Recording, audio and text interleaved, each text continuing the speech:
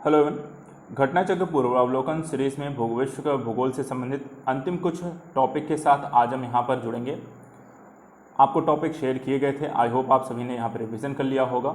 आज यहाँ पर देखेंगे विश्व के भूगोल के अंतर्गत किस प्रकार के प्रश्न यहाँ पर पूछे जाते हैं, किस किस टॉपिक से कैसे प्रश्न आते हैं और आपने यहाँ पर रिवीजन अर्थात आपका उस सब्जेक्ट पर पकड़ कैसी है, वो टॉपिक आपके कैसे कितने कंप्लीट हैं, कितना आपने उसको स्टडी कर रखा है। चलिए तो यहाँ पे सेशन स्टार्ट करेंगे, लेकिन इससे पहले सभी लोगों को यहाँ पर सेशन ज़रूर ज्वाइन करें, रेगुलर ज्वाइन करें। देखिए ये क्वेश्चन आंसर सेशन है और यहाँ पर आपको सिर्फ प्रश्न देखना है और उसका उत्तर देना है और उसके माध्यम से यहाँ पर क्या है रिवीजन करते हैं हम। आंसर जहाँ पर एक्सप्लेनेशन इसीलिए दिया जाता है ताकि आप प्रश्न के साथ जो भी एक रिवीजन का तरीका है वो भी पढ़ सकें, समझ सकें। तो आपको पढ़ने यहाँ पर सिर्फ क्वेश्चन आंसर सेशन नहीं ज्वाइन कर रहे हैं, बस इसके लिए भी यहाँ पे ध्यान रखिए कि आपका एक रिवीजन चल रहा है जहाँ पर आप पर्टिकुलर उस सब्जेक्ट को 1 घंटा दे करके आप उसका रिवीजन भी कर सकते हैं और 1 घंटे में आप काफ़ी सारे टॉपिक का वहाँ पर आपका रिवीजन हो जाएगा। तो यदि आप इसे एक बेनिफिशियल अपने एसेट्स के रूप में देखेंगे तो यहाँ पर ये बहुत काम आएगा और अन्यथा की स्थिति में यहाँ पर फिर आपको कोई फ़ायदा नहीं है। अगर आप यहाँ पर दूसरी चीज़ प्रॉब्लम ये है कि आप रेगुलर नहीं रहेंगे तो भी यहाँ पर इस सेशन के आपके फ़ायदे नहीं हैं। तो रेगुलर रूप से सभी वीडियो सभी सेशन ज़रूर ज्वाइन करें। यदि कोई पहली बार यहाँ पर देख रहा है तो यहाँ पर जो प्लेलिस्ट बनी है उसके सभी वीडियो ज़रूर देखें। ये सेशन आपको स्टार्ट भी इसीलिए किया गया था ताकि आपको वहाँ पर सभी सब्जेक्ट अच्छे से रिवीजन कर लिए जाएं। चलिए स्टार्ट करते हैं फिर आज का अगला टॉपिक विश्व का भूगोल के अंतर्गत आज का अपना पहला प्रश्न लेते हैं। प्रश्न लेने से पहले सभी लोगों को, जैसा कि हम डेली कहते हैं, वीडियोस को शेयर ज़रूर करें सभी लोग। और दूसरा जो काम करना है, पेपर पेन लेकर बैठें ताकि वहाँ पर जो भी प्रश्न आपके आए हैं सही क्या है अपना ऑप्शन टिक करें और एट द लास्ट सबमिट सबको करना है किसके कितने सही है। तो चलिए स्टार्ट करते हैं। पहला प्रश्न लेते हैं। देखिए पहला प्रश्न है, सूची 1 को सूची 2 को सुमेलित कीजिए तथा नीचे दिए गए कूट के अनुसार सही उत्तर का चयन कीजिए। सूची 1 है नहर और सूची 2 है वो नहर किसको जोड़ती है। ऑप्शन देखते हैं। ए है कील जो भूमध्य सागर व लाल सागर को, दूसरी है सू एल्बा ज्वार नदमुख एस्चुरी व बाल्टिक सागर को, पनामा है अटलांटिक महासागर व प्रशांत महासागर को और स्वेज नहर है आपका सुपीरियर झील और स्वेट है जो ह्यूरन झील को जोड़ती है। तो ए बी सी डी है, ठीक है, स्वेज यहाँ पे होगा। चलिए आइए देखते हैं ऑप्शन क्या है। तो कूट देखते हैं। पहला ऑप्शन कहता है 2 4 3 1, बी है 1 2 3 4, सी है 4 3 2 1 और डी है 3 2 1 4। तो क्वेश्चन को पढ़कर आराम से कौन सी नहर किन 2 स्थानों को, महासागरों को जोड़ने का कार्य करती है ये आपको बताना है। और यदि आपने यहाँ पर इसे पढ़ा है तो वहाँ पर आप इसका आंसर दे सकते हैं, आपको इसका आंसर पता होगा। चलिए मैं वेट करूँगा यहाँ पर थोड़ी देर, 5 सेकंड आपके पास हैं अपने आंसर को पिक करने के लिए, ठीक है। चलो जल्दी जल्दी जल्दी सभी लोग आंसर करेंगे। चलिए आइए देखते हैं इस प्रश्न का क्या उत्तर है। देखिए आप लोगों को जो भी यहाँ पे आंसर टिक करने हैं सभी को आंसर सभी को देना है, ठीक है। आंसर सभी लोग यहाँ पर देंगे, कोई यहाँ पर वेट नहीं करेगा। देखिए आंसर है आपका ए, ठीक है। क्या है आपका आंसर? ए सही है। क्यों सही है? तो यहाँ पर अगर हम देखें तो कील जो नहर है वो आपको एल्ब ज्वारनदमुख और बाल्टिक सागर को जोड़ता है। सू जो नहर है वो सुपीरियर और ह्यूरन झील को जोड़ती है। पनामा अगर देखें तो आपको अटलांटिक और प्रशांत महासागर को जोड़ता है और स्वेज नहर जो है वो भूमध्य सागर को लाल सागर से जोड़ता है। इसलिए आंसर क्या है आपका?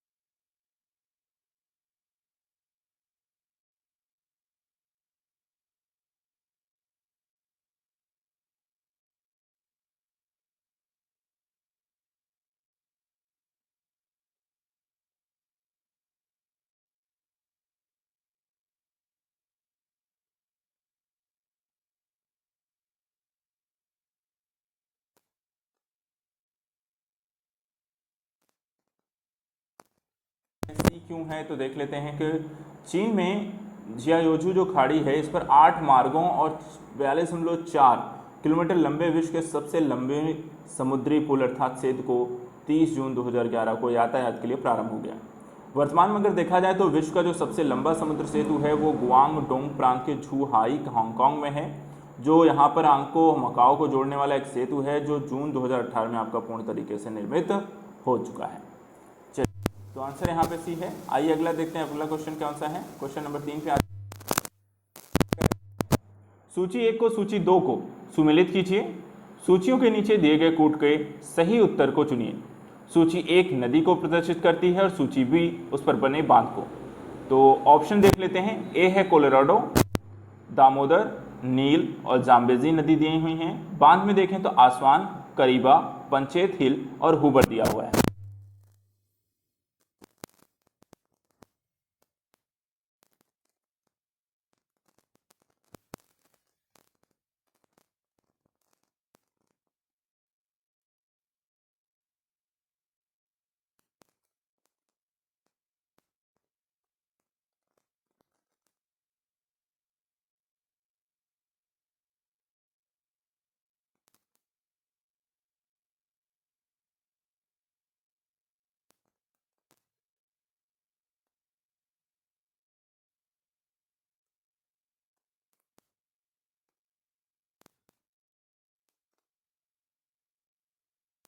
आइए देखते हैं इस क्वेश्चन का आंसर क्या है। क्वेश्चन नंबर 3 का आंसर यहाँ पे कितने लोगों को पता है?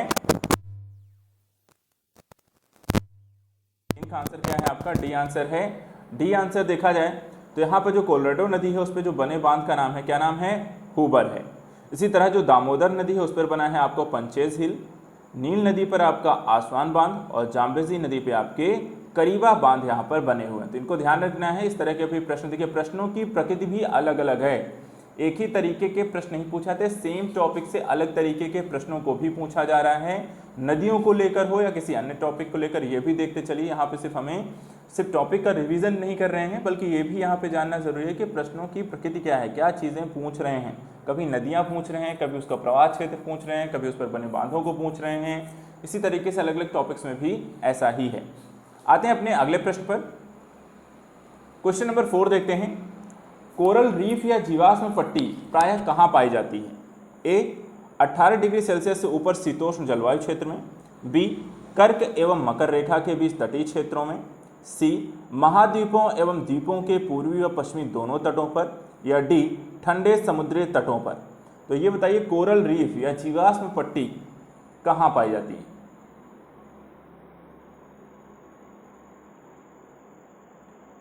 जल्दी से बताएं, कोरल रीफ या जीवाश्म पट्टी कहाँ पाई जाती है? क्वेश्चन नंबर 4 का आंसर आपको बताना है। ए बी सी डी में से यहाँ पर कौन सा राइट आंसर होगा?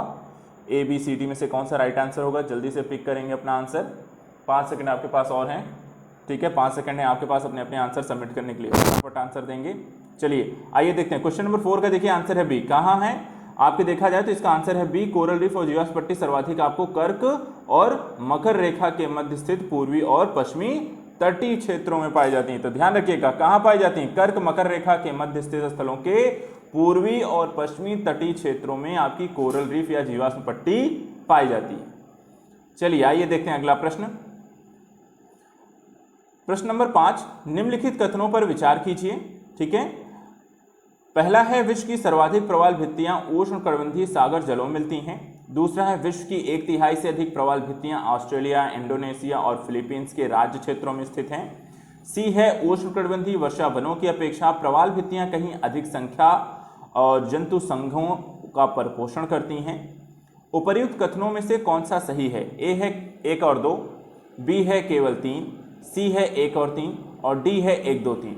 चलिए बताइए, प्रवाल भित्तियों से संबंधित ये प्रश्न आपसे पूछा गया है, ठीक है? प्रवाल भित्तियां एक इंपॉर्टेंट टॉपिक है, कई बार ये एग्जाम में पूछे जाते हैं। पूछने के आधार अलग अलग हो सकते हैं, लेकिन इससे प्रश्न जरूर बनते हैं। कभी इनके क्षेत्रों को लेकर, कभी यहाँ पर इनके वायु प्रदूषण के कारण पड़ने वाले प्रभावों के कारण, इनकी विलुप्ति को लेकर, संरक्षण को लेकर, या कुछ प्रकार की संधियों को लेकर। तो वैसे ही यहाँ पर एक प्रश्न आपसे पूछा गया है, आप सभी यहाँ पर इसका आंसर दीजिए। क्वेश्चन नंबर 5 का आंसर देंगे। ए बी सी डी में से कौन सा इसका राइट आंसर है? चलिए फटाफट 5 सेकेंड है आपके पास अपने आंसर को पिक करने के लिए, ठीक है? चलिए आंसर देखते हैं। क्वेश्चन नंबर 5 का देखिए आंसर है डी। क्या है आंसर यहाँ पर? आंसर है आपका डी। क्यों आंसर डी है? देखिए प्रवाल भित्तियों का जो निर्माण होता है वो किससे होता है? जीव मूंगे या कोरल पॉलिप से होता है और ये इसके अस्थिपंजरों के समेकन और संयोजन से बनते हैं। प्रवाल भित्ति का जो निर्माण है वो मूलतः देखा जाए तो 25 डिग्री आपको उत्तरी से लेकर 25 डिग्री आपको दक्षिणी अक्षांशों के मध्य यहाँ पर उष्णकटिबंधीय महासागरों में किसी तट या द्वीप के सहारे आपका होता है। अतः कथन एक आपका सही है। दूसरा यहाँ पर देखें तो रीफ जो base a global information system for coral reef के अनुसार विश्व में कुल प्रवाल भित्ति के क्षेत्र का लगभग 19% ऑस्ट्रेलिया में और 17% आपका इंडोनेशिया में है। इस प्रकार कहा जा सकता है विश्व का 1/3 से अधिक प्रवाल भित्तियां आपको ऑस्ट्रेलिया, इंडोनेशिया, फिलीपींस के राज्य क्षेत्रों में है। अतः कथन 2 भी आपका सही है। तीसरा यहाँ पर देखें तो प्रवाल भित्तियों में उष्णकटिबंधीय सदाबहार वनों की अपेक्षा अधिक विविधता पाई जाती है क्योंकि प्रवालों की लगभग 1 लाख से ज़्यादा प्रजातियाँ, ठीक है, कितना करीब 10 लाख ज़्यादा प्रजातियाँ, केवल 10% प्रजातियों का ही अध्ययन यहाँ पे किया जाता है। और प्रवालों के सामुद्रिक वर्षा वन भी यहाँ पर कहा जाता है, इसलिए कथन आपका सी सही है। और इस लिहाज से अगर देखा जाए जब तीनों ही सही हैं तो आपका आंसर कौन सा सही हो जाएगा? डी इसका राइट आंसर है। आई होप आप यहाँ पर देखिए, अब इसकी जानकारी देखिए यहाँ पर क्या क्या मिल गई, कोरल रीफ कैसे बनती है, कहाँ वह फैला हुआ है, कितना क्षेत्र आपको है। तो इस तरह से यहाँ पे आपका रिवीजन भी हो जाए, टॉपिक का यहाँ पर रिवीजन भी करते हैं हमें चलना है। अगले प्रश्न पे आते हैं, क्वेश्चन नंबर 6 पे आते हैं। वायुमंडल कई प्रकार की गैसों के मिश्रण से बना है। पृथ्वी के नजदीक वायुमंडल मुख्यतः पाई जाती है। ए है नाइट्रोजन एवं ऑक्सीजन, बी नाइट्रोजन एवं कार्बन डाइऑक्साइड, सी ऑक्सीजन एवं कार्बन डाइऑक्साइड और डी है एथेन और ऑक्सीजन।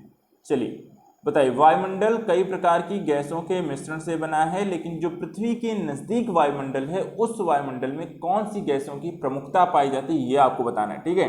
वायुमंडल में वैसे भी कई प्रकार की गैसें पाई जाती हैं, लेकिन अगर हम बात करें वायुमंडल का आपका ऊपर से नीचे तो उसके कई अलग अलग स्तर हैं।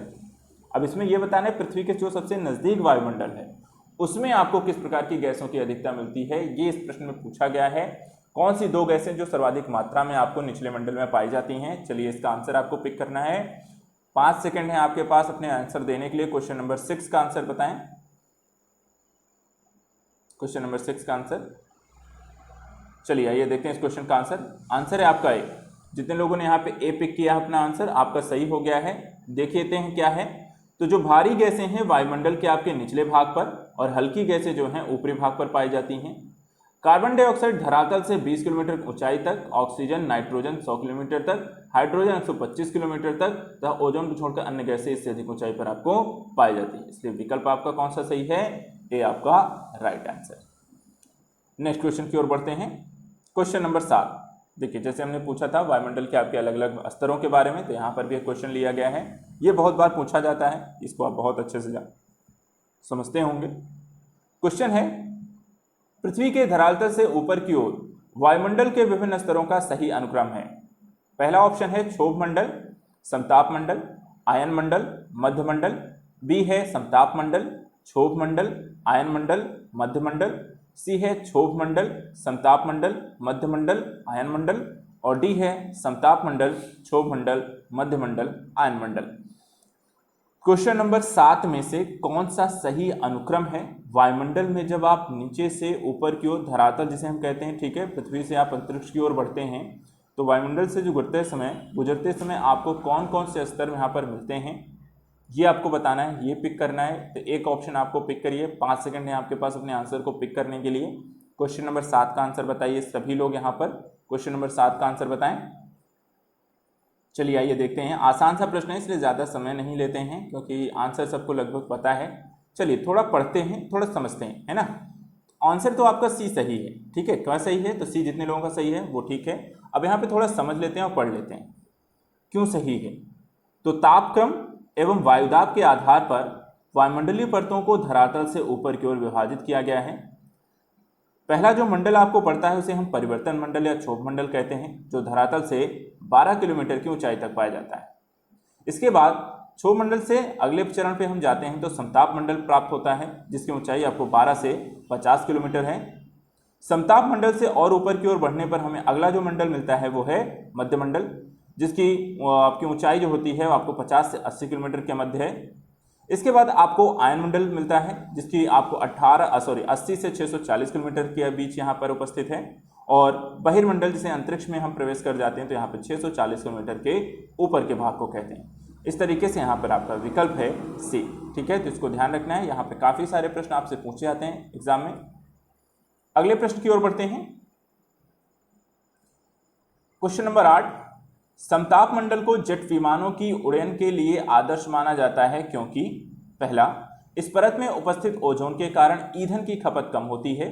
बी, इस परत में तापमान सम रहता है जो इंजन की दक्षता के लिए अनुकूल परिस्थिति है। सी, यह परत विमान भेदी शस्त्रों की मारक सीमा से बाहर है। और डी, इस परत में बादल तथा अन्य मौसमी घटनाएं नहीं होती हैं। तो क्वेश्चन नंबर 8 का आंसर बताइए। समताप मंडल को जेट विमानों के उड्डयन के लिए आदर्श क्यों माना जाता है? ये प्रश्न बहुत बार पूछा गया है। ठीक है, ये भी कई सारे एग्जाम में क्वेश्चन पूछे गए हैं, चाहे वो आईएएस के एग्जाम हो, पीसीएस का एग्जाम हो, या फिर हम बात करें आरओ के और अदर एग्जाम में भी हों। तो यहाँ पर इस तरीके के प्रश्न काफ़ी सारे पूछे गए हैं। आप भी इस प्रश्न को पढ़ चुके होंगे, आपने अगर एग्जाम दिया होगा तो इस तरह के प्रश्नों को शायद देखा भी होगा किसी न किसी एग्जाम में। आइए देखते हैं इस प्रश्न का उत्तर। आई होप आप सभी ने यहाँ पे अपने आंसर पिक कर लिए होंगे, सभी ने यहाँ पे अपने आंसर सबमिट कर लिए होंगे। तो क्वेश्चन नंबर 8 का यहाँ पर क्या आंसर सही है? 8 का आपका आंसर है डी। जितने लोगों ने डी पिक किया है आपका ये आंसर सही है। क्यों सही है? देखिए, जो समताप मंडल है पृथ्वी के वायुमंडल की दूसरी प्रमुख परत है। यह परत क्षोभ मंडल और मध्य मंडल के बीच अवस्थित है। समताप मंडल मूलतः शुष्क है और यहाँ की वायु जो है जलवाष्प की बहुत ही कम मात्रा में पाई जाती है, जिसके कारण इस परत में बादल और अन्य मौसमी घटनाएं ना के बराबर होती हैं। व्यावसायिक जेट विमान वायुमंडलीय विक्षोभ से बचने के लिए समताप मंडल में ही उड़ान भरते हैं। तो उत्तर इसलिए आपका डी है। ध्यान रखना है क्यों उड़ते हैं भाई, क्योंकि यहाँ के आपका जो समताप मंडल है यहाँ बहुत ज़्यादा ये शुष्क है और वायु में जो जलवाष्प की मात्रा है वो भी कम है, जिसके कारण आपको मौसमी घटनाएं नहीं होती। आई नेक्स्ट प्रश्न की ओर बढ़ते हैं। क्वेश्चन नंबर 9 लेते हैं। रेडियो तरंगों के विक्षेपण के लिए वायुमंडल के निम्नलिखित स्तरों में से कौन सा स्तर उत्तरदायी है? पहला, क्षोभ मंडल ट्रोपोस्फियर, बी समताप मंडल स्ट्रेटोस्फियर, सी मध्य मंडल मेसोस्फियर, या डी आयन मंडल आयनोस्फियर। तो रेडियो तरंगों के विक्षेपण के लिए वायुमंडल के निम्नलिखित स्तरों में से कौन सा स्तर उत्तरदायी है? आसान सा प्रश्न है, बहुत आसान सा प्रश्न है, बहुत आसान सा प्रश्न है। आप फटाफट इसका आंसर दीजिए, फिर इसका आंसर हम देखेंगे, समझेंगे भी थोड़ा सा, पढ़ेंगे भी थोड़ा, है ना। चलिए आंसर दीजिए, सभी लोग आंसर देंगे। क्वेश्चन नंबर 9 का आंसर बताइए।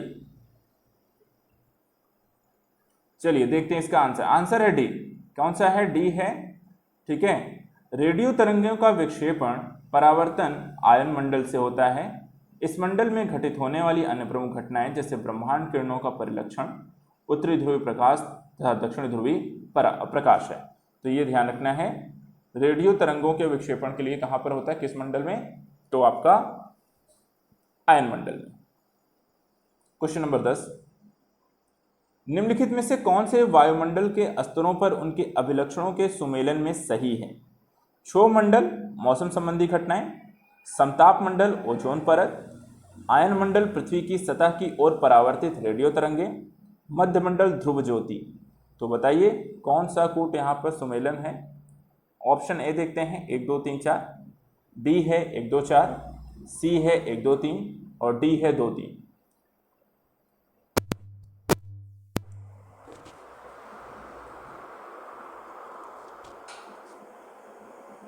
चलिए अपने अपने आंसर आप पिक करें जल्दी से। क्वेश्चन नंबर 10 का आंसर बताइए। सभी लोग यहाँ पे आंसर देंगे। क्वेश्चन नंबर 10 का क्या आंसर है? क्वेश्चन नंबर 10 का आंसर बताइए सभी लोग। चलिए आइए देखते हैं आंसर। आंसर है इसका सी। ठीक है, क्या है आंसर इसका? सी है। तो क्षोभ मंडल में मौसम संबंधी घटनाएं होती हैं, सही है। ओजोन परत आपका समताप मंडल विस्तारित है, ये भी सही है। आयन मंडल में देखा जाए तो आपका रेडियो तरंगों का परावर्तन होता है, ये भी सही है। लेकिन ध्रुव ज्योति का भी आपका जो संबंध है वो किससे है? आयन मंडल। ठीक है, तो यहाँ पर उत्तरी ध्रुव दक्षिणी ध्रुव का आपको ऑरोरा बोरियोलिस का प्रभाव जो होता है कहाँ होता है? ये भी आयन मंडल में होता है।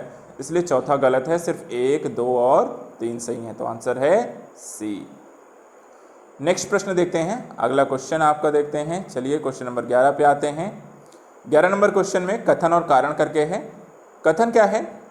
वायुमंडल अधिकांश ऊष्मा परोक्ष रूप से सूर्य से तथा प्रत्यक्ष रूप से पृथ्वी के धरातल से प्राप्त करता है।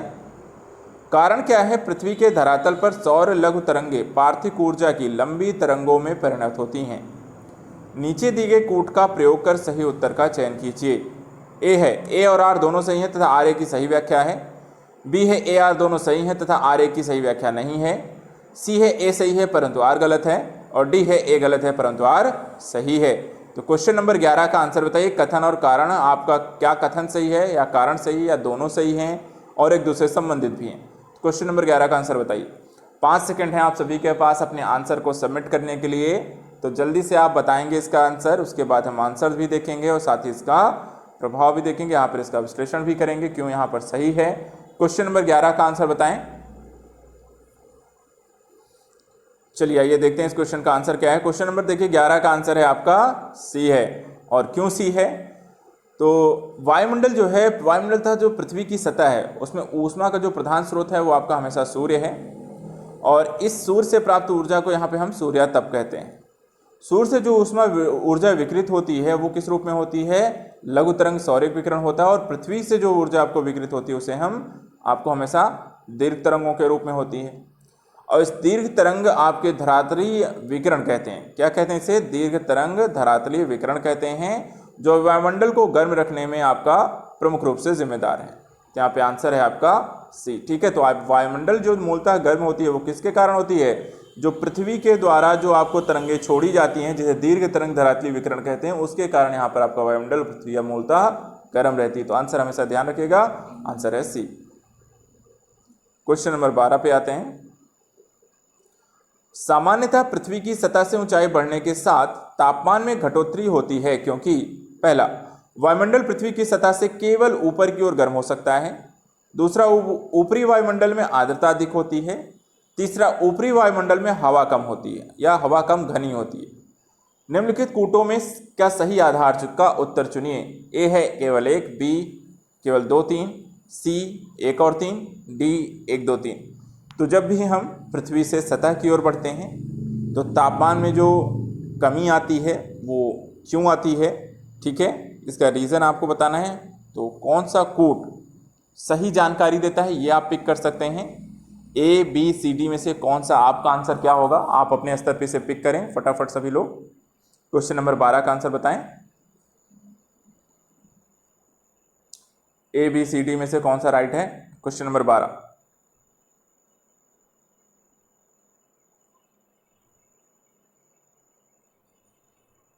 चलिए आइए देखते हैं इसका आंसर। 12 का है आंसर सी। ठीक है, आंसर क्या है इसका? सी है। क्यों सी है? तो विश्व में सूर्य तप का वितरण जो है तापमान के वितरण को नियंत्रित करने वाला मुख्य कारक है। सूर्य तप के अवशोषण के कारण धरातल गर्म होता है, जो इसका मुख्य कारक है। सूर्य ताप के अवशोषण के कारण धरातल गर्म होता है और धरातल के संपर्क में आने वाली वायु गर्म हो जाती है और ऊंचाई बढ़ने के साथ साथ तापमान कम होता है। इस तरीके से ऊपरी वायुमंडल में वायु विरल और आर्द्रता का अभाव होता है। अतः कथन 1 और 3 सही है और 2 आपका गलत है और आंसर आपका सी सही है। तो यदि आपने सी यहाँ पर पिक किया है इस प्रश्न के उत्तर को लेकर तो यहाँ पर आपका सही है। आते हैं अगले प्रश्न पे, क्वेश्चन नंबर 13 पे आते हैं। निम्नलिखित में से कौन सा कथन सही नहीं है? ए, जलवाष्प निचले वायुमंडल की अति परिवर्ती गैस है। बी, अधिकतम तापमान की मेखला विषुवत रेखा के सहारे पाई जाती है। सी, शीत कटिबंध उभय गोलार्धों में ध्रुवार वृत्त एवं ध्रुवों के बीच उपस्थित है। और डी, जेट वायु धाराएं अत्यधिक ऊंचाई की हैं जो धरातलीय मौसमी दशाओं को प्रभावित करती हैं। तो चलिए बताइए इसमें से कौन सा कथन सही नहीं है? बाकी देखिए 3 तो सही हैं, गलत एक ही है। गलत क्या है ये आपको बताना है। तो अगर आपने ये सारे चीज़ें क्या है ज्योग्राफी आप पढ़ते हैं, अगर ये आपको क्लियर हैं, स्पष्ट हैं और रिवीजन कर रखा है तो आप यहाँ पर भी एक राइट आंसर पिक करेंगे। यदि आप कहीं भी कन्फ्यूज़न होंगे, चीज़ें क्लियर नहीं होंगी, एक ही 2 बार पढ़ा होगा तो मे बी आप यहाँ पे गलत भी कर सकते हैं। फिर भी आई होप आप यहाँ पर आंसर सही करेंगे सभी लोग। तो क्वेश्चन नंबर 13 का आंसर क्या सही है? जल्दी से आंसर दीजिए सभी लोग। तो क्वेश्चन नंबर 13 का चलिए आइए आंसर देखते हैं। आंसर आपका है बी। ठीक है, तो बी यदि आपने भाई पिक किया है तो आपका एक और क्वेश्चन सही है। क्यों सही है? तो भूमध्य रेखा से उच्च अक्षांशों की ओर औसत तापक्रम कम होता है, परंतु अधिकतम सूर्यता प्राप्त करने वाली तापीय विषुवत रेखा भूमध्य रेखा पर न होकर 20 डिग्री उत्तरी अक्षांश पर स्थित है। या कहा जा सकता है अधिकतम तापमान की मेखला विषुवत रेखा के सहारे नहीं पाई जाती, इसलिए कथन आपका भी सही है। आते हैं क्वेश्चन नंबर 14 पे।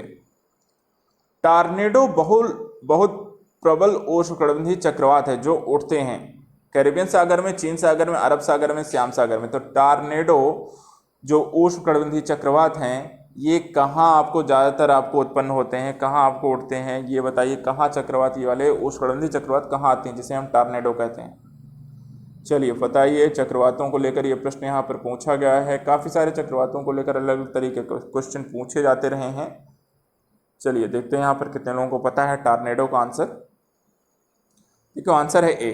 ठीक है, आंसर क्या है आपका? ए सही है। टॉर्नेडो जो है आपको उष्ण और उपोष्णकटिबंधीय में क्षेत्रों में आते हैं और यहाँ पर देखा जाए तो कैरेबियन और अमेरिकी क्षेत्र प्रमुख रूप से टॉर्नेडो प्रवण क्षेत्र आपके हैं। तो आंसर कौन सा सही है? ए। Question number 15। सूची 1 तथा सूची 2 के साथ सुमेलित कीजिए और सूचियों के नीचे दिए गए कूट के सही उत्तर चुनिए। सूची 1 और सूची 2। सूची 1 में राष्ट्र के नाम है, सूची 2 में वहां पे आने वाले आपके किसी प्रकार के चक्रवात हैं, टॉर्नेडो जिसे इत्यादि हम कह सकते हैं। तो ऑस्ट्रेलिया हरिकेन, चीन विलीविली, भारत टाइफून, संयुक्त राज्य अमेरिका चक्रवात। कूट भी दिया हुआ है, कूट को मिलान करके बताना है आपको। ए है 1 2 3 4, बी है 2 3 4 1, सी है 3 2 1 4 और डी है 4 3 2 1। तो क्वेश्चन नंबर 15। क्वेश्चन नंबर 15 का आंसर बताइए। 1 2 3 4 ABCD में से कौन सा इसका राइट आंसर है? Question number 15। चलिए आंसर देखते हैं इसका। क्वेश्चन नंबर 15 का आंसर है आपका बी। ठीक है, क्या है इसका आंसर? बी सही है। क्यों सही है? तो उष्णकटिबंधीय चक्रवात विभिन्न क्षेत्रों में अलग अलग नामों से आते हैं। जैसे उत्तर और उत्तर पश्चिम क्षेत्र ऑस्ट्रेलिया में देखा जाए तो इसे विलीविली कहते हैं, चीन में टाइफून कहते हैं, अमेरिका में हरिकेन कहते हैं और भारत में इसे चक्रवात कहते हैं। तो आंसर कौन सही है? बी। चलिए क्वेश्चन नंबर 16। उष्णकटिबंधीय या ट्रॉपिकल अक्षांशों में दक्षिणी अटलांटिक और दक्षिण पूर्वी प्रशांत क्षेत्रों में चक्रवात उत्पन्न नहीं होता है। इसका क्या कारण है? पहला, समुद्री पृष्ठों के ताप निम्न होते हैं। बी है अंतः उष्णकटिबंधीय अभिसारी क्षेत्र बिरले ही होते हैं। सी, कोरियालिस बल अत्यंत दुर्लभ होता है। डी, उन क्षेत्रों में भूमि मौजूद नहीं होती है। तो ये बताइए उष्णकटिबंधीय अक्षांशों में दक्षिणी अटलांटिक और दक्षिणी पूर्वी क्षेत्रों में चक्रवात क्यों उत्पन्न नहीं होते हैं? तो क्वेश्चन नंबर 16 का आंसर आपको बताना है। जल्दी से सभी लोग यहाँ पर अपने अपने आंसर को पिक करें। 5 सेकंड आपके पास हैं। आंसर सभी को बताना है। क्वेश्चन आसान है या नहीं है, वो थोड़ा सा टफ भी अगर पड़ता है, थोड़ा सा घुमा कर भी पूछते हैं तो भी हमें एग्जाम के लिए तैयार रहना चाहिए। क्वेश्चन नंबर 16 का आंसर बताएं। देखिए एग्जाम थोड़ा टफ है। यूपीएससी की बात करें, यूपीपीएससी की बात करें तो एग्जाम इजी नहीं है, हाई लेवल के एग्जाम है। तो इसलिए आपको हर तरीके से तैयार होना चाहिए, आपकी तैयारी अच्छी होनी चाहिए, है ना। तो चलिए देखते हैं क्वेश्चन नंबर 16 का आंसर। आंसर है आपका ए सही है। ठीक है, तो यहाँ पर देखिए आपका उष्णकटिबंधीय अक्षांशों में दक्षिणी अटलांटिक और दक्षिण पूर्वी प्रशांत क्षेत्र में चक्रवात आपके उत्पन्न नहीं होने के कारण है समुद्री पृष्ठों का ताप निम्न होना। तो आंसर है आपका ए। क्वेश्चन नंबर 17 देखते हैं।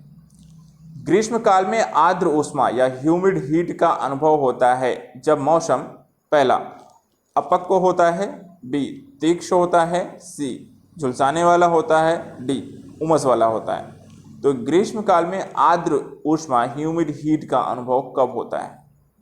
जल्दी से बताएं। क्वेश्चन इस समय आपको ह्यूमिड हीट ही आपको इस समय देखा जाए, जो ये मौसम है आपका कौन सा है? ये ह्यूमिड हीट वाला ही मौसम है ना। तो क्वेश्चन नंबर 17 का आंसर बताएंगे। ABCD में से आसान सा प्रश्न है, सभी लोग इसका आंसर देंगे फटाफट। 5 सेकंड है आपके पास इस आंसर को पिक करने के लिए। ठीक है, सभी लोग आंसर दीजिए। चलिए देखते हैं इसका आंसर, बाकी लोग अपना आंसर सबमिट करेंगे। क्वेश्चन नंबर 17 का है आंसर डी। देखिए अब समझते हैं क्या है। ठीक है, वायुमंडल में उपस्थित जलवाष्प जिसे हम आर्द्रता की संज्ञा देते हैं, जल को वाष्प या गैस में परिवर्तित होने के लिए ऊष्मा के रूप में ऊर्जा की आवश्यकता होती है। इसे हम आर्द्र ऊष्मा कहते हैं। ग्रीष्म काल में इसकी मात्रा अधिक होती है, फलस्वरूप मौसम में जो होता है उमस भरा रहता है। आर्द्रता का मापन वायु के प्रति घन फुट आयतन पर ग्रेन या प्रति सेंटीमीटर प्रति ग्राम में किया जाता है। ये जानकारी हमने यहाँ पे हासिल कर ली, आर्द्रता को भी समझ लिया, आर्द्र ऊष्मा को समझ लिया, मापन कैसे करते हैं। ठीक है, चलिए नेक्स्ट प्रश्न की ओर आते हैं। क्वेश्चन नंबर 18, आसान सा प्रश्न। वायु दाब सबसे कम होता है शीत ऋतु में, वसंत ऋतु में, शरद ऋतु में, ग्रीष्म ऋतु में?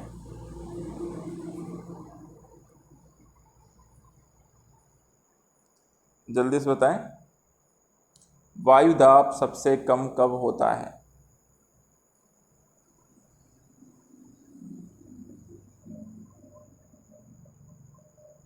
ABCD में से कौन सा आंसर सही है, जल्दी से बताएं। क्वेश्चन नंबर 18 का आंसर, चलिए आइए देखते हैं। तो 18 का आंसर है आपका डी सही है। क्या है? डी सही है। धरातल पे वायुमंडल जो है, वायुमंडलीय जो वायुदाब है और तापमान के बीच के एक परस्पर एक उल्टा हमेशा संबंध होता है, ये आप सब जानते हैं।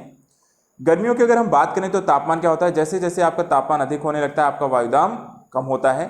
परंतु जब आप ऊंचाई की ओर जाते हैं तो ऊंचाई का मैटर क्या है, ऊंचाई के साथ तापमान में गिरावट की तरह वायुदाब में भी गिरावट आपको देखने को मिलती है। तो आंसर क्या है?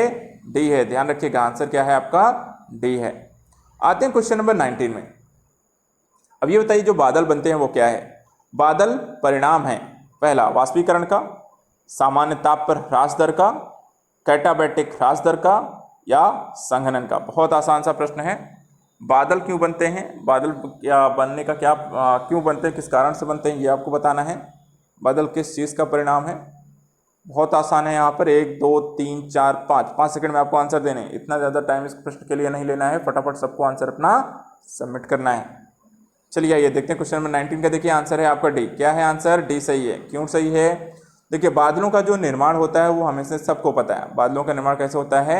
संघनन की प्रक्रिया के फलस्वरूप होता है। जल गैसीय अवस्था में तरल या ठोस अवस्था में परिवर्तित होने की क्रिया क्या होती है आपकी? संघनन कहलाती है, जिसे हम कंडेंसेशन कहते हैं। पृथ्वी की सतह से आप काफी ऊंचाई पर वायुमंडल में जलवाष्प के संघनन के फलस्वरूप निर्मित जलकणों और हिमकणों के समूह को ही हम क्या कहते हैं? बादल कहते हैं। तो आंसर आपका डी सही है। Question number 20। क्वेश्चन नंबर 20 देखते हैं। निम्नलिखित जलवायु और भूगोल विषयक तथ्यों पर विचार कीजिए। पहला संघनन, दूसरा उच्च ताप एवं आर्द्रता, सी है पर्वत विज्ञान, डी है चौथा यानी कि ऊर्ध्वाधर हवा। तो गर्जन मेघ इनमें से किस किस तथ्य के कारण होता है? पहला, दूसरा, बी है 2 3 4, सी है 1 2 4, या डी है 1 2 3 4। तो अब ये बताइए गर्जन या मेघ जो होता है, आपको गर्जना क्यों, जो गर्जने की आवाज़ आती है बरसात के समय पे बहुत तेजी से, तो वो क्यों होता है, किस कारण से होता है? क्वेश्चन नंबर 20 का आंसर बताएंगे सभी लोग जल्दी से। मुझे आप सभी का यहाँ पे आंसर का आपका वेट है। क्वेश्चन नंबर 20 जल्दी जल्दी जल्दी से आंसर दीजिए सभी लोग। ABCD आपका कौन सा पिक होगा यहाँ पे, कौन सा आंसर आपके हिसाब से इसमें सही है? आइए देखते हैं क्वेश्चन नंबर 20 का आंसर देखते हैं। क्वेश्चन नंबर 20 में जितने लोग भाई सी के साथ गए सबका सही हो गया है। क्यों सही है? तो देखिए मेघ गर्जन या तड़ित झंझा की प्रक्रिया है। वास्तव में तड़ित झंझा स्थानीय तूफान होते हैं जिनमें ऊपर की ओर हवाएं ऊर्ध्वाधर तीव्र गति से चलती हैं। बिजली की चमक और मेघ गर्जन के साथ घनघोर जलवर्षा संघनन के पश्चात होती है। मेघ गर्जन के पूर्व बिजली की चमक होती है, जिस कारण तापक्रम अचानक बढ़ जाता है, वायु तीव्रता से अचानक फैलती है और भयंकर आवाज उठती है। अतः पर्वत विज्ञान को छोड़कर सभी संबंध यहाँ पर मेघ गर्जन से हैं। तो आंसर आपका सी। Question number 21। उत्तरी गोलार्ध की तुलना में दक्षिणी गोलार्ध में पश्चिमी पवन अधिक सशक्त तथा स्थायी होती है, क्यों? पहला, उत्तरी गोलार्ध की तुलना में दक्षिणी गोलार्ध में भूखंड कम है। दूसरा, उत्तरी गोलार्ध की तुलना में दक्षिणी गोलार्ध में कोरियालिस बल अधिक है। उपर्युक्त में से कौन सा कथन सही है? केवल एक, केवल दो, एक और दो, दोनों, ना तो एक ना ही दो। क्वेश्चन नंबर 21 का आंसर दीजिए। उत्तरी गोलार्ध की तुलना में दक्षिणी गोलार्ध में पश्चिमी पवन अधिक सशक्त और स्थायी क्यों है? क्वेश्चन नंबर 21 ऑप्शन क्या होगा? केवल एक, केवल बी, या दो। सी कहता है एक और दो, दोनों। डी कहता है ना तो एक ना ही दो। सभी लोग अपने आंसर को पिक कर चुके होंगे। 5 सेकंड और हैं अपने अपने आंसर को पिक करने के लिए। उसके बाद हम यहाँ पे आंसर को डिस्कस करने जा रहे हैं। ठीक है, चलिए आइए देखते हैं क्वेश्चन नंबर 21 का आंसर। ध्यान से समझिएगा। देखिए आंसर तो सबसे पहले आप ए लगा लीजिए, ए आपका राइट आंसर है। अब सही क्यों है ये समझ लेते हैं, है ना। देखिए जो आपका उपोष्ण उच्च दाब वाला एरिया है, कौन सा उपोष्ण उच्च दाब वाला आपका एरिया है 30 डिग्री से लेकर 35 डिग्री। यहाँ पर निम्न वायु दाब का उपध्रुवीय एरिया 60 से 65 डिग्री। इन दोनों ही गोलार्धों के मध्य जो चलने वाली पवनें हैं स्थानीय पवनें या पछुआ या पश्चिमी पवन कहते हैं। उत्तरी गोलार्ध की स्थल अधिकता के कारण यहाँ अधिक जटिल हो जाती है और ग्रीष्म ऋतु में यहाँ पर कम सक्रिय एवं शीत रूप में यह अधिक सक्रिय हो जाती है। इसी तरीके से सागर के ऊपर चलने के कारण यह हवाएं नमी से परिपूर्ण हो जाती हैं। अक्षांशों में महाद्वीपों के पश्चिमी भागों में पर्याप्त वर्षा करती हैं।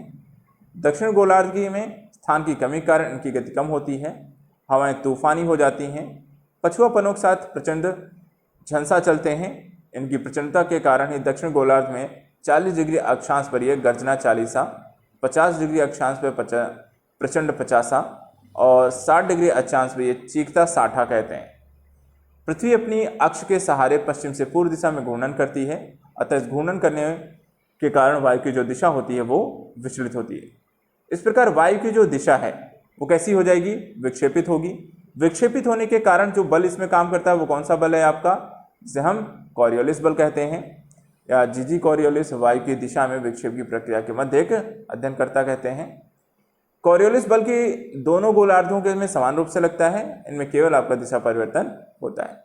इस तरीके से हमने अभी अभी यहाँ पर आपको वायु से संबंधित उनके कॉन्सेप्ट को समझा, कहाँ चलती हैं, क्या नाम है, कॉरियोलिस बल इत्यादि को यहाँ पर अच्छे से समझ लिया है।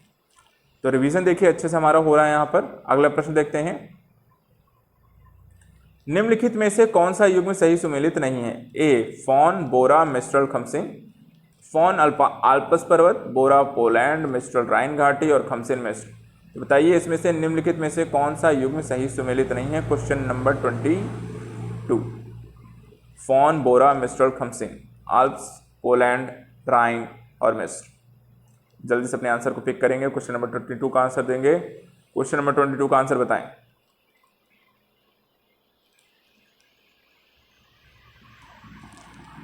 चलिए आइए देखते हैं क्वेश्चन नंबर 22 का। देखिए यहाँ पे आंसर है बी। ठीक है, क्या आंसर है आपका, यहाँ पर बी आंसर है। बी यहाँ पे है, बोरा एवं शुष्क ठंडी तीव्र गति से चलने वाली वायु है और एड्रियाटिक सागर में पूरी तट पर चलती है। इटली का उत्तरी भाग इसे विशेष रूप से प्रभावित होता है। यहाँ पर विकल्प बी आपका सही सुमेलित नहीं है। यदि आप बी के साथ गए तो ये आपका आंसर सही है। क्वेश्चन नंबर 3 देखते हैं। कुछ और ऐसे ही यहाँ पे हवाओं और कहाँ पर चलती है उनका नाम यहाँ पे दिया है, तो बताना है निम्नलिखित में से कौन सा सुमेलित नहीं है। चिन्यूक संयुक्त राज्य America, sirocco Sicily, blizzard Chile, nor'westers Bharat. तो निम्नलिखित में से कौन सा सुमेलित नहीं है। क्वेश्चन नंबर 23 बताएं।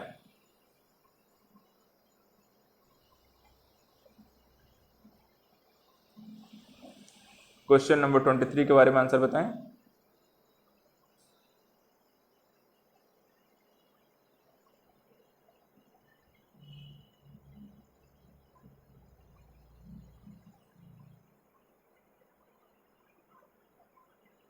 चलिए आइए देखते हैं इसका आंसर क्या है। क्वेश्चन नंबर 23 का आंसर है सी। तो यदि आप यहाँ पे सी के साथ हैं तो आपका ये आंसर भी सही हो गया है।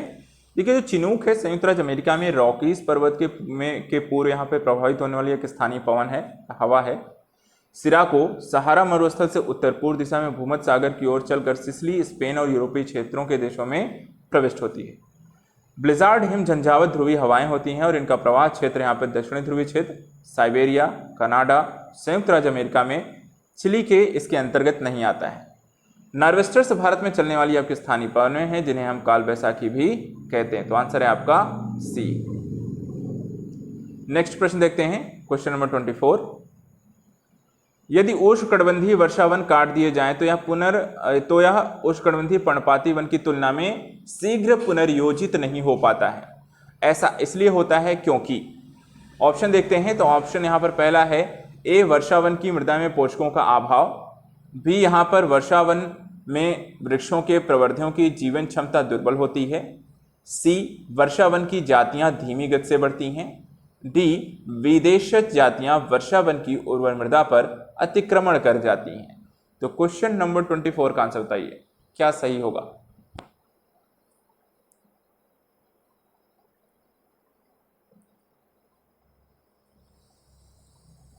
क्वेश्चन नंबर 24, चलिए जल्दी जल्दी बताएंगे। यदि उष्णकटिबंधीय वर्षावन काट दिया जाए तो क्या स्थिति होगी। आइए देखते हैं इसका आंसर। आंसर देखिए यहाँ पर है ए। क्या है आंसर इसका? ए सही है।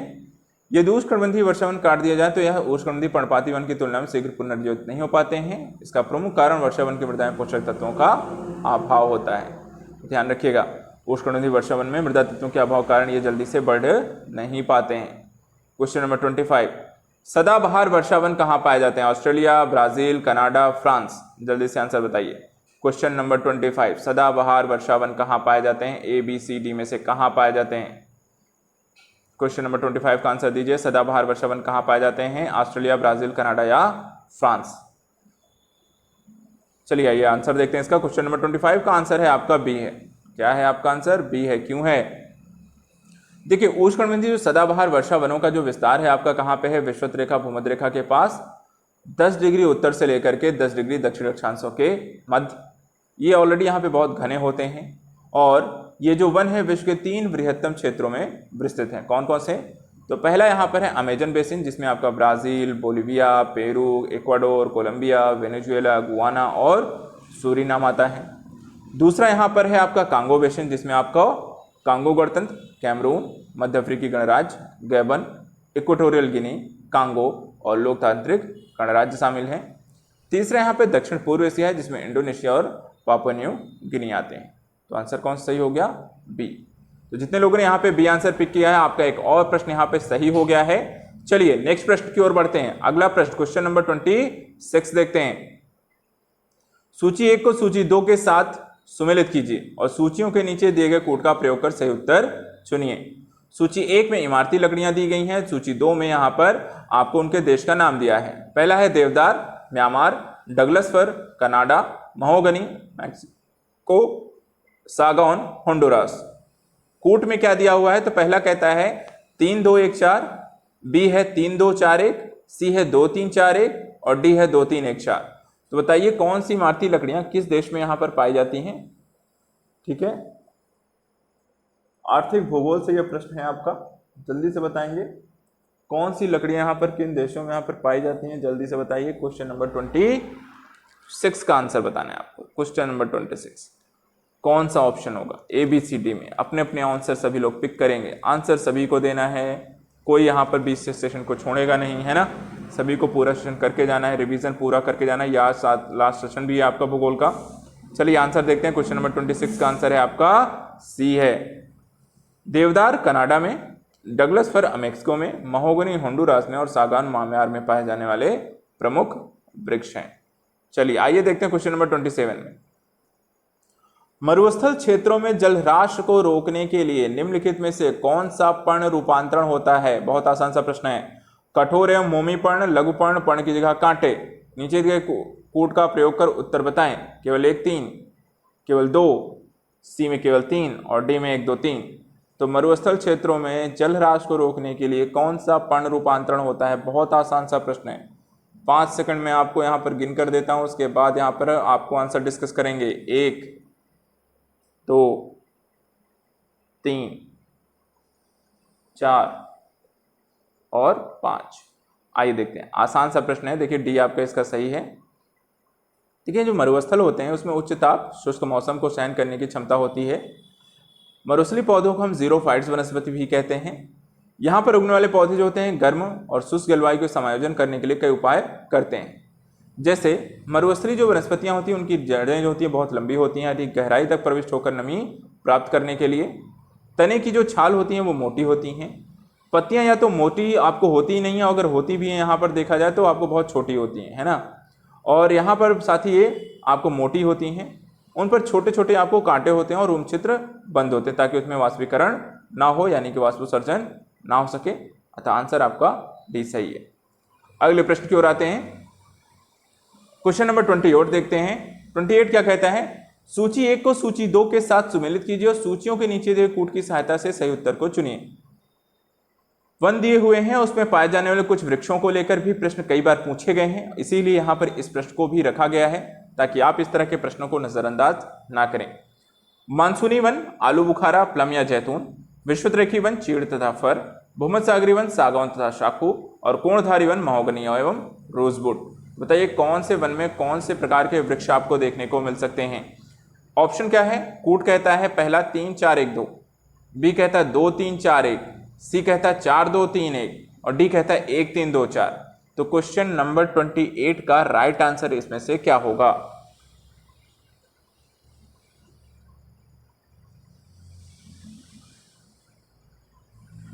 चलिए फटाफट अपने आंसर दीजिए। क्वेश्चन नंबर 28 का राइट आंसर क्या होगा? आइए देखते हैं इसका आंसर। क्वेश्चन नंबर 28 का आंसर है आपका ए। ठीक है, ए अगर आपने यहाँ पे पिक किया है तो सही है। यहाँ पर देखिए मानसूनी वन जो है वो सागौन तथा शाकू हैं। वर्षोत्तरकी वनों की बात करें तो आपको महोगनी एवं रोजवुड हैं। भूमसागरी वनों में आपको आलू बुखारा, प्लम एवं जैतून और कोणधारी वनों में आपको चीड़ता फर के पौधे मिल जाएंगे। चलिए नेक्स्ट क्वेश्चन नंबर 29 पे आते हैं। महाद्वीपों के अंतः स्थलों का वार्षिक ताप परिशत तटीय क्षेत्रों की अपेक्षा अधिक होता है, इसका क्या कारण है? पहला, भूमि और जल के बीच तापीय अंतर। दूसरा, महाद्वीपों और महासागरों के बीच तुंगता में अंतर। तीसरा, तटों की अपेक्षा अंतःस्थों में होने वाली भारी वर्षा। नीचे दिए गए कूट को सही उत्तर का चयन कीजिए। ए है केवल 1, बी है केवल 1 और 2, सी है केवल 2 और 3, डी है 1 2 3 4। तो क्वेश्चन नंबर 29 का आंसर बताइए जल्दी से। 29 का आंसर बताइए। महाद्वीपों के अंतस्थों का वार्षिक ताप परिशत तटीय क्षेत्रों की अपेक्षा अधिक होता है, इसका क्या कारण है? क्वेश्चन नंबर 29 का answer A B C D में से क्या सही है? तो 5 सेकंड है आपके पास अपने आंसर को पिक करने के लिए। सभी लोग अपने अपने आंसर सबमिट करेंगे, कोई यहाँ पे छूटेगा नहीं, दूसरे का देखने का वेट नहीं करना है, अपने आंसर पिक करने हैं। चलिए आइए देखते हैं। क्वेश्चन नंबर देखिए 29 का आंसर है आपका ए। कौन सा सही है? यहाँ पर ए सही है। क्यों सही है? तो महाद्वीपों के आंतरिक भागों का वार्षिक ताप परिशत तटीय क्षेत्रों की अपेक्षा अधिक होता है, जिसका कारण भूमि और जल के बीच तापीय अंतर होता है। सूर्य से प्राप्त सूर्यातप से भूमि शीघ्र गर्म हो जाती है, जबकि जल बहुत धीरे धीरे गर्म होता है।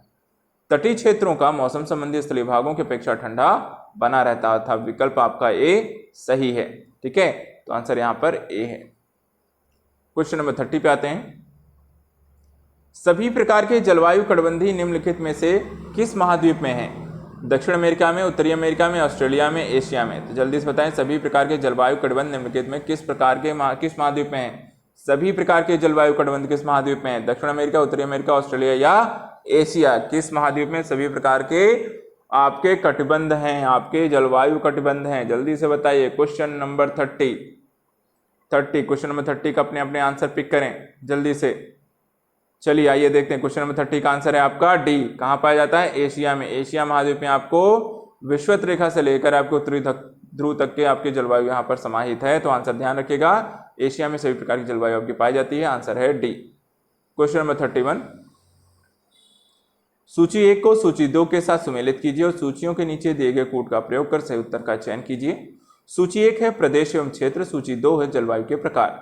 कैलिफोर्निया भूमध्यसागरीय, पश्चिमी ऑस्ट्रेलिया उष्णकटिबंधीय मानसून, बांग्लादेश शीतोष्ण, साइबेरिया उष्ण मरुभूमि। आंसर देखते हैं। ए है 1 2 3 4 कूट कहता है, पहला है 1 2 3 4, बी है 1 4 2 3, सी है 2 3 4 1 और डी है 2 4 1 3। तो क्वेश्चन नंबर 31 का आंसर बताइए।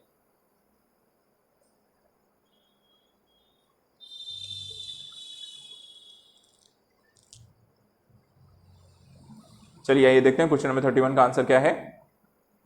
तो 31 का आंसर है डी। क्या है आंसर? डी है। क्यों है? तो देखिए यहाँ पर कैलिफोर्निया जो संयुक्त राज्य अमेरिका और पश्चिमी ऑस्ट्रेलिया के आसपास के एरिया की बात करें तो यहाँ भूमध्यसागरीय है।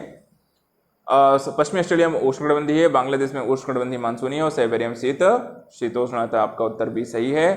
भूमध्यसागरीय जलवायु और मानसून जलवायु दाब पेटियों के स्थानांतरण संबंधित है, जबकि हवाओं की वायुभार पेटियों के कारण मानसून हवाओं का भी यहाँ पर आविर्भाव होता है। तो आंसर आपका डी है, ध्यान रखें।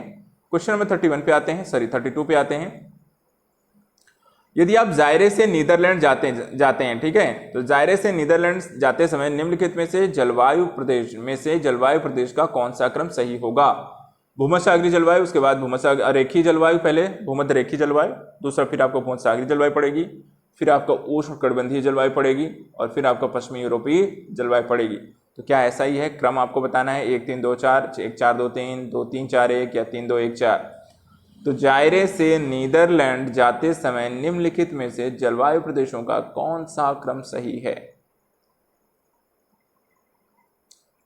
चलिए जल्दी से बताएं। कौन सी जलवायु होगी यहाँ पे? क्वेश्चन नंबर 32 का जायरे से आपको नीदरलैंड जाना है, ठीक है, जायरे से नीदरलैंड अपने आंसर पिक करेंगे। 5 सेकंड और हैं आपके पास अपने अपने आंसर पिक करने के लिए। क्वेश्चन नंबर 32 का आंसर बताएं। चलिए ये देखते हैं। देखिए आंसर है आपका ए है, ठीक है, ए है। आपको जब भी आप जायरे जो मध्य अफ्रीका में आपका पड़ता है, नीदरलैंड जो कि आपको पश्चिमी यूरोप का देश है। अब ऐसी स्थिति में यदि आप मध्य अफ्रीका से पश्चिमी यूरोप तरफ बढ़ते हैं, जायरे से नीदरलैंड की तरफ अगर आप जाते हैं, तो आपको कौन कौन से मौसम आपको पड़ेंगे, किस तरह की जलवायु होगी? तो पहले पड़ेगा आपको भूमध्यरेखीय जलवायु, फिर आपको उष्ण मरुस्थलीय जलवायु, फिर भूमध्य सागरीय जलवायु और ऐदलाश पश्चिमी यूरोपीय जलवायु। तो आंसर है आपका ए। नेक्स्ट प्रश्न देखते हैं। हेकिस्टोथर्म पौधे उगते हैं, ठीक है, कहाँ उगते हैं? तेज प्रकाश में, अधिक ताप पर, बहुत कम ताप पर, बहुत कम प्रकाश पर। तो हेकिस्टोथर्म पौधे कहाँ उगते हैं? किस तरह की जलवायु या प्रकाश या ताप होना चाहिए उनके लिए? क्वेश्चन नंबर 33 का आंसर बताइए। हेकिस्टोथर्म, चलिए आइए देखते हैं इसका आंसर। सभी लोग आंसर पिक कर लिए। क्वेश्चन नंबर 33 का 5 सेकंड और हैं आपके पास अपने अपने आंसर पिक करने के लिए। हेकिस्टोथर्म पौधे कहाँ उगते हैं, जल्दी से बताएं। चलिए प्रश्न आंसर देखते हैं। आंसर है सी। कौन सा है? जितने लोग सी के साथ गए आपका आंसर सही है। देखिए बहुत कम तापमान वाले जैसे पर्वतों और अल्पाइन क्षेत्रों में ही आपको कौन से हेकिस्टोथर्म पौधे कहाँ उगते हैं? पर्वतों और अल्पाइन वनों में। तो यहाँ पे तापमान हमेशा कम होना चाहिए। क्वेश्चन नंबर 34, मृदा विक्षालन बड़ी समस्या है। ए उष्णकटिबंधीय वर्षावन प्रदेशों में, बी अफ्रीकी सवाना में, सी भूमध्य सागरीय प्रदेशों में, डी ऑस्ट्रेलियाई डाउन्स में। तो मृदा वृक्षालन जो बड़ी समस्या है वो कहाँ है? जल्दी से बताइए किस क्षेत्र में मृदा वृक्षालन बड़ी समस्या है? उष्णकटिबंधीय वर्षावन में, अफ्रीकी सवाना में, भूमध्य सागरीय प्रदेशों में, ऑस्ट्रेलियाई डाउन्स में। ए बी सी डी में से कौन सा सही है? जल्दी से अपने आंसर को पिक करें। इस क्वेश्चन का आंसर क्या होगा? 34, क्वेश्चन नंबर 34 का आंसर बताइए। ए बी सी डी में से कौन सा सही है? सभी लोग अपने अपने आंसर पिक करें और यहाँ पर सबमिट करें। सभी को आंसर देना है। आइए आंसर देखते हैं। 34 का आंसर है आपका ए, ठीक है, आंसर है आपका ए। क्यों है? तो वर्ष भर मूसलाधार वर्षा से विश्व में उष्णकटिबंधीय वर्षावन हमेशा जो प्रदेश है उसकी जो मिट्टी है वो वृक्षालन की समस्या से लगातार जूझ रही है, इसलिए यहाँ पर आपका आंसर है ए। क्वेश्चन नंबर 35 पे आते हैं। निम्नलिखित में से कौन सा मृदा में नाइट्रोजन को बढ़ाने का कार्य करता है? पहला, जंतुओं के द्वारा यूरिया का उत्सर्जन, मनुष्य द्वारा कोयले को जलाना और वनस्पति की मृत्यु।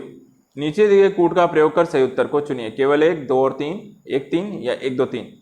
तो मृदा में नाइट्रोजन को बढ़ाना हो तो इसमें कौन कौन सी गतिविधियां काम में आती हैं? मृदा में नाइट्रोजन के स्थिरीकरण की गतिविधियां, नाइट्रोजन की वृद्धि आपको किन घटनाओं से होती है? जल्दी से बताएं 1, 2, 3 में से कौन सा सही है? चलिए क्वेश्चन नंबर 35।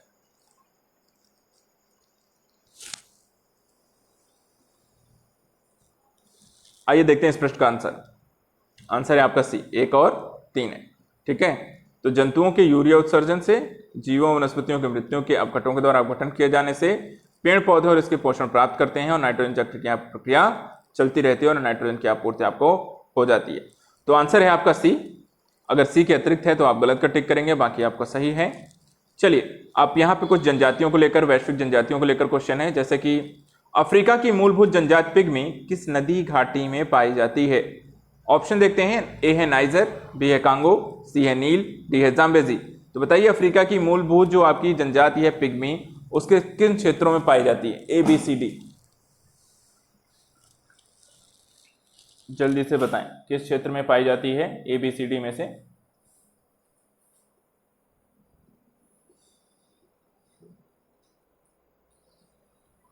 चलिए आंसर देखते हैं इसका।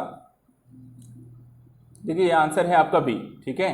कौन सा आंसर है यहाँ पे? बी सही है।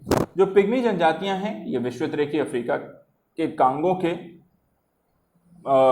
बेसिन के वर्षा वनों में रहने वाली जनजातियां हैं। यह शिकारी जनजातियां हैं। पिग्मी जनजाति पेड़ों पर निवास करती है, झोपड़ियों में होती है और मोंगुलस इन्हें कहा जाता है। तो आंसर यहाँ पर ध्यान रखिएगा बी है, विश्वतरेखीय अफ्रीका के कांगो बेसिन वनों में। Question number 37। सूची 1 को सूची 2 के साथ सुमेलित कीजिए और सूचियों के नीचे दिए गए कोड का प्रयोग कर सही उत्तर का चयन कीजिए। बुशमैन कांगो, बद्दू Namibia, pygmy Saudi Arab, Masai Kenya. बताइए कौन सी जनजातियां और किस क्षेत्र में पाई जाती हैं। कोड देख लेते हैं। ए कहता है 1 2 3 4, बी कहता है 4 3 2 1, सी कहता है 2 3 1 4 और डी कहता है 4 3 1 2। तो बताइए यहाँ पर सूची 1 और 2 को मिला करके यहाँ पर आपको आंसर बताना है कौन सी जनजातियां कौन से क्षेत्रों में पाई जाती हैं। जल्दी से अपने आंसर को पिक करेंगे, जल्दी से सभी लोग अपने आंसर को पिक करेंगे, जल्दी बताएं।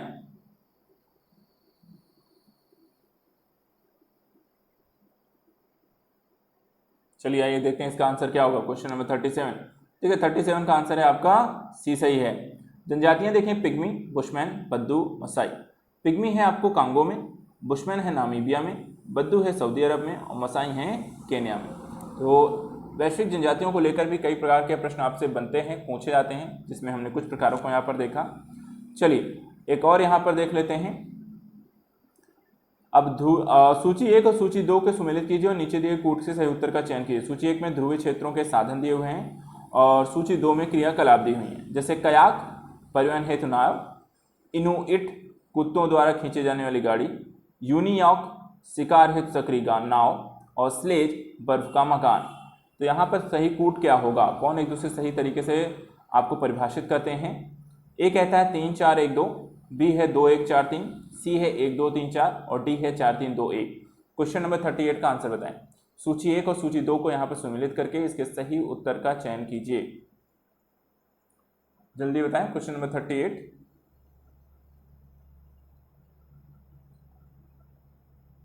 क्वेश्चन नंबर 38 का आंसर बताएं। चलिए आइए आंसर देखते हैं। क्वेश्चन नंबर 38 का यहाँ पे कौन सा आंसर सही है। तो आंसर है आपका ए सही है। क्या है, ए सही है। ध्रुवीय क्षेत्रों के साधन के तौर पे देखें तो जो कयाक है आपका शिकार है सक्रिय नाव है, इनुइट है बर्फ का मकान है, यूनियॉक है परिवहन हेतु नाव है और स्लेज है कुत्तों द्वारा खींचे जाने वाली गाड़ी है। तो इस तरीके से यहाँ पर आंसर आपका ए है। दूसरा इनुइट जो है इसको प्रजाति का ही स्थानीय नाम है। इनके द्वारा जो बर्फ के मकान बेसिकली बनाए जाते हैं वो क्या है, इग्लू हैं। ठीक है, यहाँ इनुइट जो हैं वो क्या हैं, आपको हम इन्हें एस्किमो भी कहते हैं। ठीक है, क्या कहते हैं यहाँ पे, एस्किमो कहते हैं। और एस्किमो को अगर हम देखा जाए तो इनके द्वारा जो बेसिकली मकान बनाए जाते हैं उसे हम इग्लू कहते हैं। तो इग्लू यहाँ पे ऑप्शन में है नहीं, इसलिए से हम यहाँ पर इनुइट को बर्फ के मकान के साथ यहाँ पर जोड़ रहे हैं। चलिए नेक्स्ट क्वेश्चन की ओर बढ़ते हैं। Question number 39।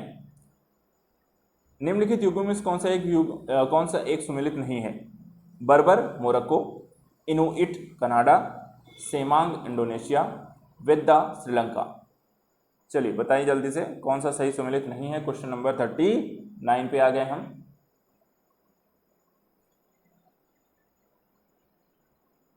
क्वेश्चन नंबर 39 बताएं कौन सा यहाँ पे सही सुमेलित नहीं है। क्वेश्चन नंबर 39 कौन सा सही सुमेलित नहीं है। चलिए आइए देखते हैं इस क्वेश्चन का आंसर। क्वेश्चन नंबर 39 का आंसर, 39 का देखिए आंसर है आपका सी है। कौन सा है यहाँ पर, सी सही है। सेमांग जो है इंडोनेशिया नहीं बल्कि आपको मलेशिया में, सॉरी यहाँ पे आपको मलेरिया लिख दिया गया है, तो मलेरिया नहीं है, कोई देश मलेरिया नहीं है, मलेशिया है। ठीक है, तो मलेशिया है और अन्य जनजातियां और उनके देश यहाँ पर सही सुमेलित हैं।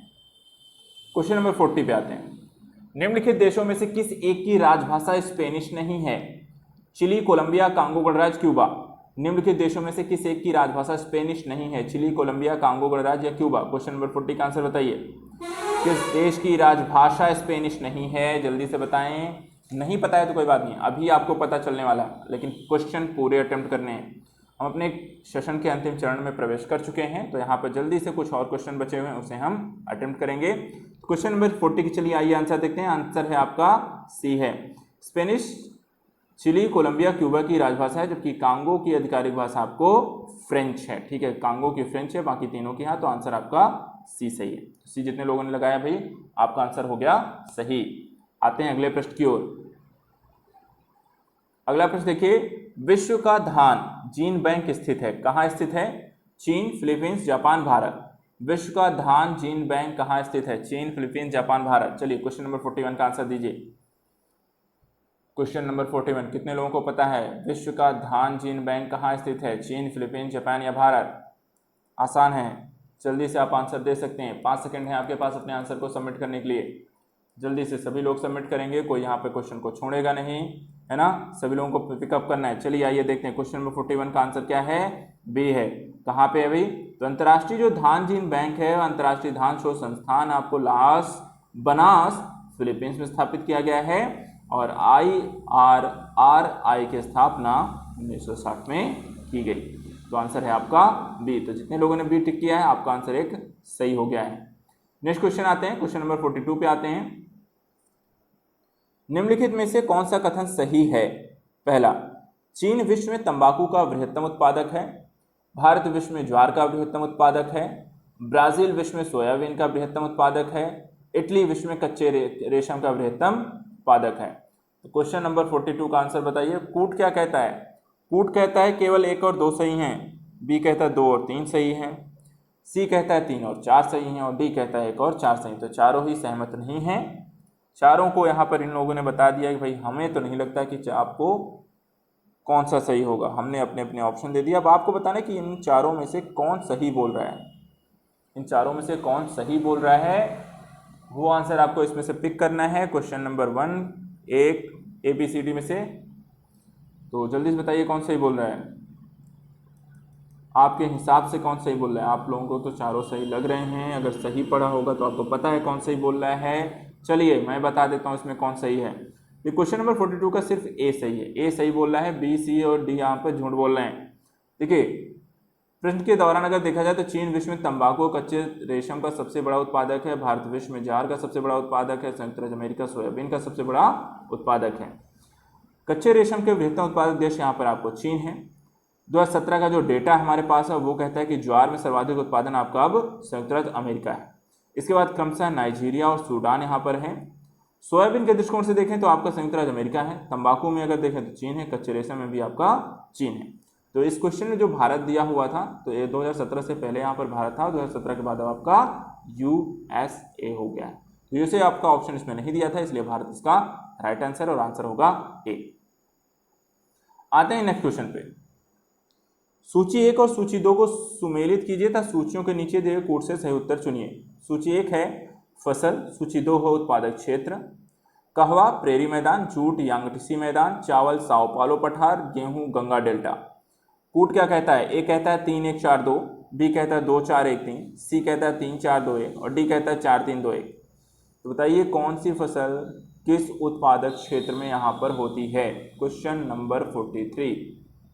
चलिए क्वेश्चन नंबर 43 आराम से पढ़िए, कूट को देखिए, मिलान करिए और फिर उसके बाद अपना एक आंसर पिक करिए। लेकिन समय भी का भी ध्यान रखना है, बहुत समय भी नहीं लेना है। एक क्वेश्चन के लिए 1 मिनट सफिशिएंट है। पढ़िए, समझिए, मिलान करिए और आंसर बताइए। चलिए जल्दी से बताएंगे। अब 1 मिनट पूरे होने को हैं क्वेश्चन नंबर 43 को लेकर। 5 सेकंड और आपके पास है अपने अपने आंसर को पिक करने के लिए। जल्दी से बताएं, आंसर सभी को यहाँ पर देना है ना। चलिए आंसर अब डिस्कस करते हैं, बाकी लोग अपने आंसर सबमिट करते रहेंगे। 43 का देखिए आंसर है आपका सी है। क्या है, सी है। अब कहवा जो है वो कहाँ हो रहा है, उत्पादक क्षेत्र कौन सा है, साओ पालो पठार। जूट की बात करें तो गंगा डेल्टा, चावल की बात करें तो यांगटीसी मैदान और गेहूं की बात करें तो प्रेरी मैदान। क्वेश्चन नंबर यहाँ पर आंसर है आपका 43 का सी है। चलिए क्वेश्चन नंबर 44 पे आते हैं, सेकंड लास्ट क्वेश्चन की ओर। उत्तरी अमेरिका का सुपीरियर झील का क्षेत्र है लौह अयस्क भंडार, कोयला भंडार, सोना भंडार, यूरेनियम भंडार। तो बताइए उत्तरी अमेरिका का सुपीरियर झील का क्षेत्र प्रसिद्ध क्यों है, जल्दी से बताएं। क्वेश्चन नंबर 44, उत्तरी अमेरिका का सुपीरियर झील का क्षेत्र क्यों प्रसिद्ध है। लौह अयस्क भंडार, कोयला भंडार, सोना भंडार, यूरेनियम भंडार, किस लिए फेमस है भाई, जल्दी से बताएं। क्वेश्चन नंबर 44 का आंसर दीजिए। 5 सेकंड और हैं आपके पास अपने आंसर को पिक करने के लिए। चलिए जल्दी सबमिट करेंगे सभी लोग। Question number 44। चलिए आइए देखते हैं इस क्वेश्चन का आंसर क्या है। क्वेश्चन नंबर देखिए 44 का आंसर है आपका बी है। उत्तरी अमेरिका का जो सुपीरियर क्षेत्र है लौह अयस्क भंडार के लिए प्रसिद्ध है, जबकि अपलेशन कोयला जो है वो आपको अपलेशन क्षेत्र आपका कोयला भंडार के लिए प्रसिद्ध है। तो आंसर क्या है, बी सही है। आते हैं अपने अंतिम प्रश्न की ओर। संसार का तांबा अयस्क का सबसे बड़ा उत्पादक देश, चिली, पोलैंड, संयुक्त राज्य अमेरिका, जायरे। बहुत आसान सा प्रश्न है। प्रश्न आते ही मुझे पता है आप सब लोग यहाँ पर एक ऑप्शन टिक करने वाले हो, एक ही ऑप्शन यहाँ पर, कोई कंफ्यूजन नहीं, कोई यहाँ पर और प्रॉब्लम नहीं, एक ही आंसर यहाँ पे आना चाहिए। संसार का तांबा अयस्क का सबसे बड़ा उत्पादक देश ABCD में से कौन सा है? चलिए 5 सेकंड है आपके पास अपने आंसर को पिक करने के लिए। संसार का तांबा अयस्क का सबसे बड़ा उत्पादक देश चिली, पोलैंड, अमेरिका या जायरे? ABC या D? आइए देखते हैं। तो आंसर यहाँ पर देखिए ए है, ठीक है। क्या है आंसर आपका? ए सही है। इंडियन मिनरल्स बुक 2018 और 2017 के डाटा के अनुसार सबसे ज़्यादा 3 जो बड़े उत्पादक देश हैं चिली, पेरू और चीन है। तो सबसे ज़्यादा कहाँ होता है? चिली है। आंसर है आपका ए। तो यहाँ पर ये आपका आंसर हो गया फिनिश, और ये हो गया आपका टाइटल भी, आपका यहाँ पे क्वेश्चन हो गया फिनिश आपका हो गया। अब देखिए यहाँ पर आप लोगों को ये सारे जो क्वेश्चन हैं इनको फिर से आपको हल कर लेना है, एक बार रिवीजन कर लेना है, ताकि आपका आसानी से यहाँ पर रिवीजन हो जाए। और हमें यहाँ पर अपना ज्योग्राफी का जो टॉपिक था वो हमने यहाँ पे कंप्लीट कर लिया है। तो यहाँ पर आज का अपना टॉपिक यहाँ पे फिनिश हो गया है। आपको जितने लोगों का सही कितने गलत हैं वो आप लोग सबमिट करेंगे, ठीक है। तो सबमिट करेंगे सभी लोग अपना आंसर, कितने आपके राइट हुए हैं, कितने आपके रॉन्ग हुए हैं, कितने आपने स्किप किए हैं, किसका कैसा परफॉर्मेंस रहा है, ठीक है। दूसरी चीज़ यहाँ पर, दूसरा यहाँ पे देखिए, अगर आपको इस PDF आपको चाहिए या कंटेंट आपको चाहिए जानकारी इत्यादि से रिलेटेड वीडियो इत्यादि को लेकर, तो आप मुझे टेलीग्राम चैनल पे ज्वाइन कर सकते हैं, ठीक है। टेलीग्राम चैनल पे आप मुझे ज्वाइन कर सकते हैं। टेलीग्राम चैनल पे देखा जाए तो आपका नाम क्या है टेलीग्राम चैनल का? तो यहाँ पे नाम है आपका यूपी एग्जाम, ठीक है, UP exam prep with Ravendra sir. ये आप टेलीग्राम चैनल आप सर्च कर लीजिए।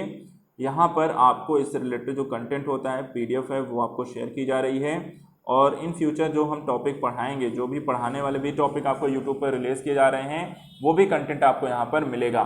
तो UP exam with Ravendra sir आप टेलीग्राम पे जाकर आप सर्च कर लें और मुझे वहाँ पर ज्वाइन कर लें। आपको इससे रिलेटेड कंटेंट, वीडियोस, लिंक, जानकारी, एग्जाम से रिलेटेड अन्य प्रकार की चीज़ें, गाइडेंस, आपको सब कुछ वहाँ पर मिलेगा। तो आज के लिए इतना ही, फिर मिलते हैं आपको नेक्स्ट वीडियो में। सब्जेक्ट कौन सा अगला शुरू किया जाएगा आपको आप शाम तक आपको इन्फॉर्म कर दिया जाएगा। तो आप ग्रुप में जुड़े रहें, ग्रुप में से जुड़े रहें, वहीं पे आपको सारी जानकारी शेयर की जाएगी। नेक्स्ट आपको शेड्यूल ऑलरेडी आपको शेयर किया जा चुका है। तो नेक्स्ट सब्जेक्ट में जो भी शेड्यूल्ड है नेक्स्ट वीक में, वो सब्जेक्ट हम नेक्स्ट वीक से शुरू करने वाले हैं। तब तक के लिए thank you so much. Geography का बाकी जो काम है वो आज आप फिनिश कर लेंगे, अपना रिवीजन कर लेंगे, और कल संडे से आप लोग लग जाएंगे अगला जो शेड्यूल है, टॉपिक है, सब्जेक्ट है, उसके लिए। तो आज के लिए इतना ही, थैंक यू सो मच।